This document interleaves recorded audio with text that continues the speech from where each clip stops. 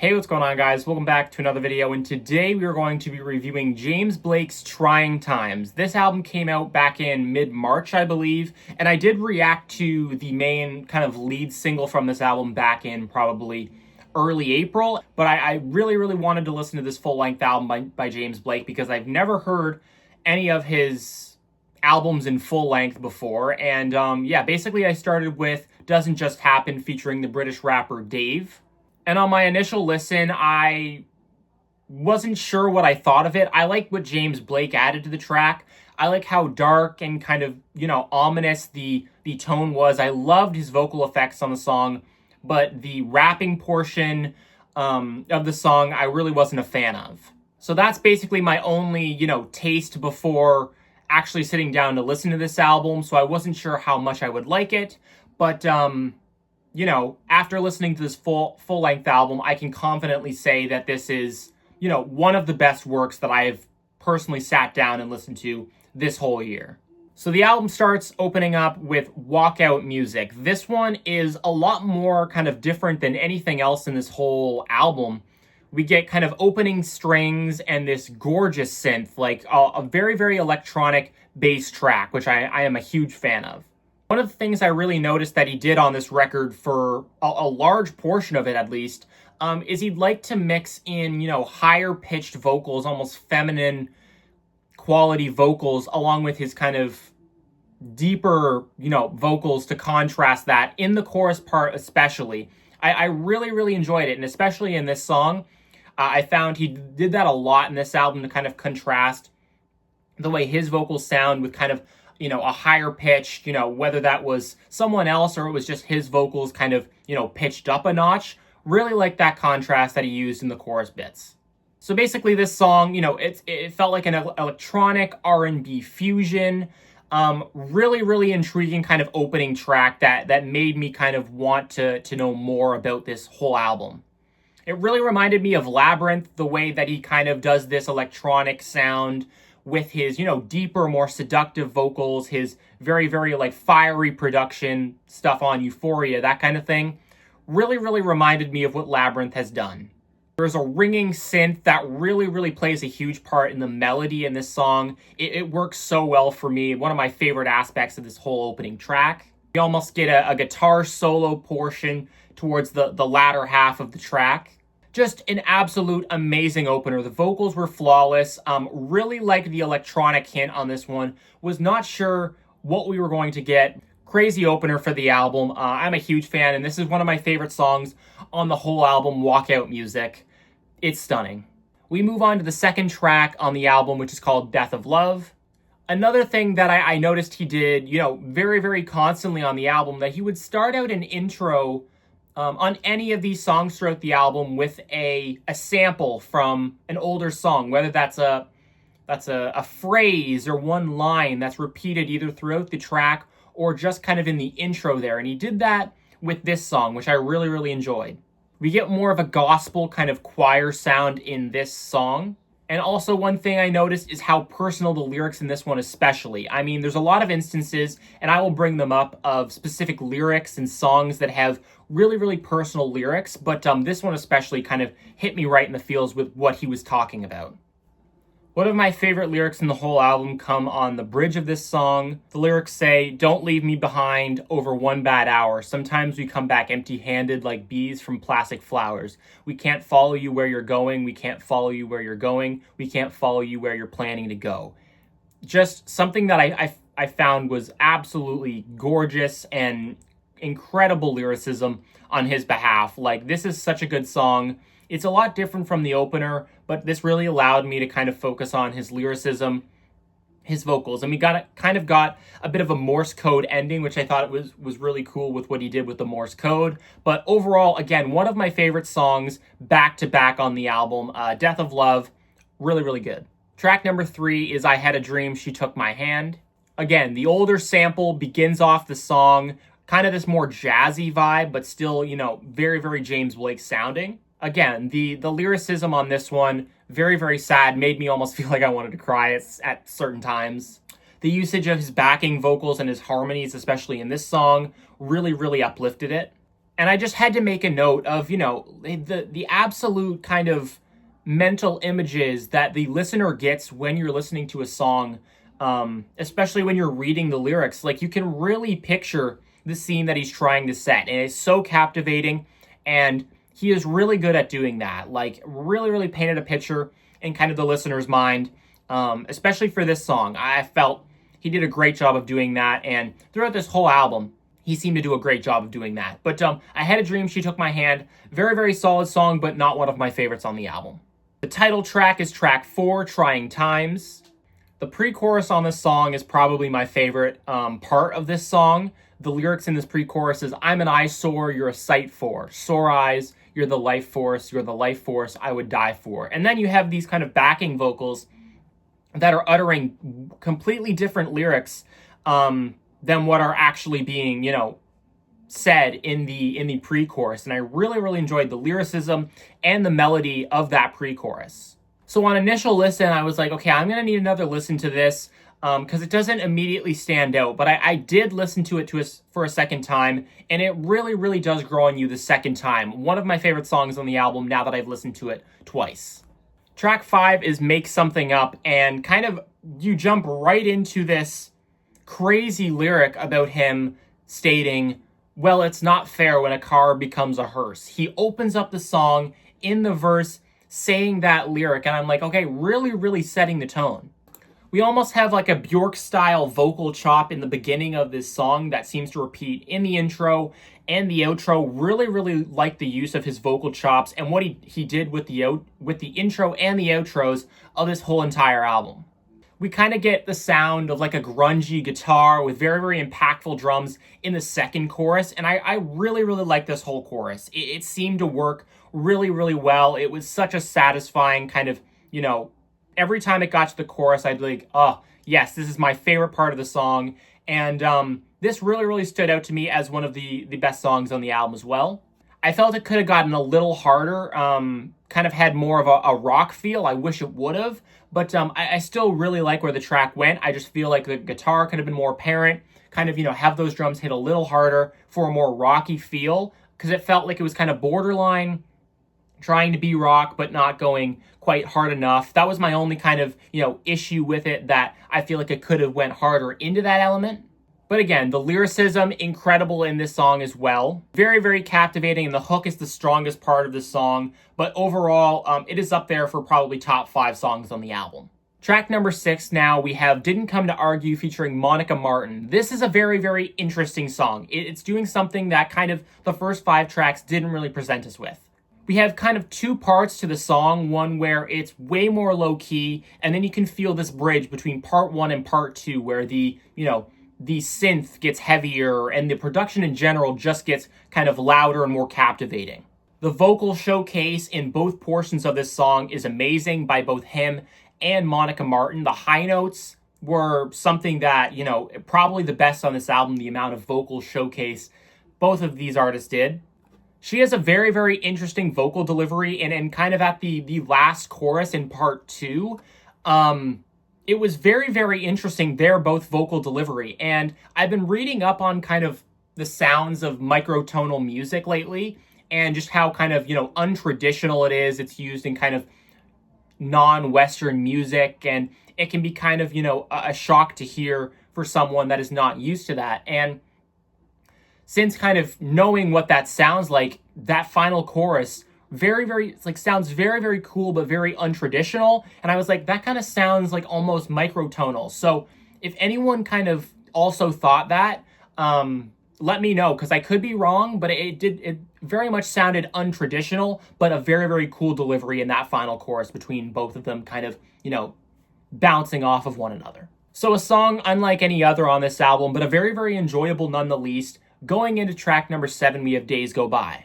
This one, again, a very, very popular sample, repeating I love you, or something like that. I believe the sample is from a 2003 song called I Love You by Dizzy Rascal. So very, very cool usage of the sample there. Repeated the whole length of the song, but it really gave the song some character and was different from probably what the original sounded like. The production seemed more bright and more poppy kind of than anything else on this record. We have that twinkling synth, and we get a lot of kind of crazy hits, especially in the pre-chorus, which I wasn't expecting at all. This kind of more poppy sound in the first half of the track kind of switches up after that first chorus, and we lean into more of this kind of drum and bass in garage, almost Pink Panther's feel, which I really, really was not expecting, based off of how the first, 6 tracks of the album went. It felt, just as the song was going on, the build-up and the progression, the production kept getting louder, kept getting crazier, really, really good job on the build-up. The intro was calm and gorgeous, and it just kept, things kept toppling one by one in the instrumentation, and really made for a very, very satisfying finish. But really like what he did with the song, with the sample, with the kind of, more out there, kind of more poppy production than anything on this album. I really, really appreciate this one. And this one is also, very, very kind of different from the rest of this album. Now, moving on to the song that I have heard before and reacted to on this channel before is Doesn't Just Happen with Dave. This one has grown on me a lot. I'm still not a huge fan of the rap portion. It just feels kind of corny with the mixture of his rap verse and James's kind of more, quiet, more seductive, almost deep vocals. The second hook is where everything kind of really comes together. It is so satisfying, kind of like the hook on Make Something Up. It kind of reminded me of that, but with more dark and very, very ominous production. That's one thing I noticed, is how dark this song sounded, and how intriguing the production sounded compared to anything on this album. I loved this kind of return of the electronic and synthy elements mixed with very, very interesting vocal effects that we also didn't receive up until this song. Feels very British in nature, but I really, really like this one now. It has grown on me immensely, and I feel like it could have done without a rap verse, but I am more okay with it now. Moving on to the shortest song in the album, which I believe is like 1 minute and 40 seconds, we have Obsession, kind of continuing from this darker sound in Doesn't Just Happen, which I really like. The latter half of this song, we get a lot of vocal effects, which are very, very intriguing. Many vocal layers on the latter half of this. Wasn't anything too crazy lyrically. It felt almost like an interlude breaking up kind of the initial half of the album with the bottom half. And I really like that. 2 kind of darker, more ominous tones in the album, back to back. I really like this one. I just don't know how much I'd revisit it just because of its length. And it doesn't overly go anywhere, but I appreciate, its style. Track 10, Rest of Your Life, is also one that stands out in a big way. Really, really intriguing kind of latter half of this album. We're getting a lot of different genres, more electronic, compared to kind of the earlier stages of the album, and something I'm really not minding at all. We get that classic kind of first line or phrase with a sample in the beginning there. Really love that touch. We get this kind of more ethereal, atmospheric, and hazy kind of sound, at least in the earlier part of the song. And it always felt in this earlier part of the song that we were kind of anticipating a more clubby sound. Just something about the synth and the little drums that we were going to get sounded like we were getting kind of closer to this more clubby sound, and I was totally right. The climax of the song, the middle to the latter part of the song, is really, really fun. It's just me vibing in the best way possible. Feels like kind of Mario video game music, but in the best way possible. Probably the most dancey and fun song on this entire album. I really wasn't like dancing that much in this album. It's not really an album to dance to, but this song really got me vibing. The outro production, there was a section there where it was almost glitchy and doing kind of some very abnormal things. For a couple of seconds, I thought that was a cool touch. And it kind of felt, they're almost jarring, the difference between, I am straight up vibing. It's a dance party in the middle of this album where we were just getting, some darker, very emotional and raw lyricism not that long ago, and now we're in the middle of a song like this. But I like it. I think it works. A little jarring, but it works. I really like this song for what it is. Now we move on to a song, track 11, Through the High Wire, which is also one of my favorites on the entire album. Very, very kind of like Rest of Your Life. It's kind of atmospheric and made me almost feel like I was ascending at certain parts. This is more rap focused. And something that I did not know until researching just before this video is that Through the High Wire was a song that he was going to collaborate with Ye on for a collaboration album, and he scrapped every part that Ye worked on, and he reworked it back into a solo version, but he was supposed to have this song featuring Ye, which was very interesting, but it kind of makes sense considering the more rap focus on this song. We have this weird switch up in the song where the audio kind of abruptly cuts out from the verse leading on to the refrain, which was very, very jarring. And it almost felt like a whole new sound was being introduced to us. Very, very interesting vocal delivery in the hook. Towards the latter end of every kind of phrase that he was saying, it sounded almost guttural and shaky, and he was doing something different with his throat. Very, very intriguing, whatever he was doing there. It's hard to kind of put into words exactly what he was doing with his delivery, but it was very, very abnormal. Gorgeous kind of last bit of the hook there, just repeating Through the High Wire, kind of reminded me of Doesn't Just Happen, just of how dark and kind of ethereal and gorgeous this last part of repeating the hook was. Again, one of my favorites. It's a slow burn of a track, but it really, really makes sense. If it doesn't click on you in the first listen, it will with the second listen. One of my favorites, and yeah, just a masterpiece. Feel It Again, track 12, is also one of the more short tracks on the album. This is another song where I'm like really, really focusing in on the lyrical vulnerability and how raw and, you know, how honest he is with these lyrics. It felt very ballad-esque and kind of one of the most ballady and quiet songs on the album. I wish it would have gone on longer because I feel like, you know, it would be a very, very fitting cry song, but it was almost cut too short and I couldn't really get into it. So that one also just an okay track. Like Obsession, I feel like it suffers from being quite short, but that leads into a crazy, crazy closer. Just a Little Higher at track number 13 to close out the album has some of the most dramatic and crazy production I've heard on a song ever. Really reminiscent of Ray's kind of Hans Zimmer collaboration. So cinematic, feels so fitting for a movie, and, you know, really, really just shocked me the whole time I was listening to it. We get a switch in production for the hook, which I absolutely loved. And it really made me feel hopeful compared to kind of the more sad and obviously vulnerable lyricism in the first 12 tracks of the album. This mood that he was presenting, at least with the production, it really felt like the light at the end of the tunnel, sunshine, rainbows. It was very, very bright compared to anything on this album, and is a big reason as to why it feels so fitting for a closer. Really, really happy kind of ending. I need to double check if he actually produced this because the work on this is so spectacular. I mean, how is this possible? Someone needs to put this into a movie. It feels so fitting for any type of movie, so dramatic in the best way possible. Kind of get a slow burn ending. It's a calmer ending, really kind of, you know, quiet, and lets people kind of resonate with the song a little more, you know, what they just experienced for the first kind of 3 minutes of the song.